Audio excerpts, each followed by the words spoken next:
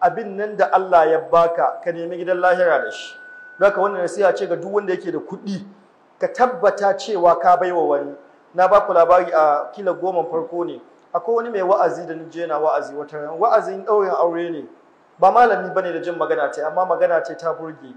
Yake cewa irin masu loudspeaker na suna wa'azi, yace kana da kuɗi a unguwarku, akwai ɗalibai, akwai mallamai, akwai makaranta, akwai marayu, akwai zawarawa, haka rasu ba wanda ya taɓa cewa Allah ya saka ma da alkhairi, ka yi hasara. Gaskiya ya faɗi. A unguwarku akwai ɗalibai, akwai mallamai, akwai marayu, akwai talakawa, akwai gajiyayyu, babu wanda ya taɓa cewa ne Allah ya saka da alkhairi, Allah ya biya. Akwai matsala sosai, dukiyarka ba ta yi amfani ba. Wadda ta yi amfani shine wabtaghi fi ma ataka Allahu daral akhirata, abin nan da Allah ya baka, ba naira 1000 ce gare ka ba 500 gare ka ba, kan mallaka a duniya. A'a, kai ka mallaki 10,000, wani ya mallaki 100,000, wani ya mallaki miliyan 1, wani fiye da haka.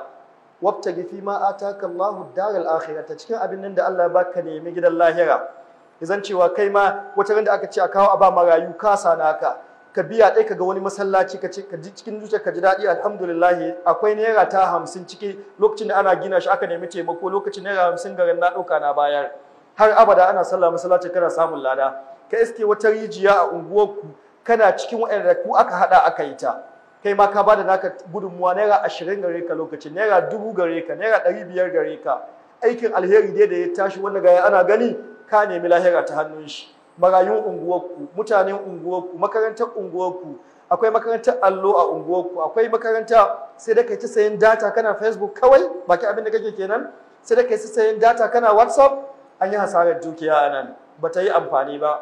In duk kana da kuɗin da kake sayan data, to kana da kuɗin da kake sadaka, ya kasance a unguwarku akwai gajiyayyu, akwai almajirai. Don haka wasiyar su ta biyu ga Fir'auna ga Ƙaruna shine wabtaghi fi ma ataka Allahu daral akhirata, abin nan da Allah ya baka ka nemi gidan lahira da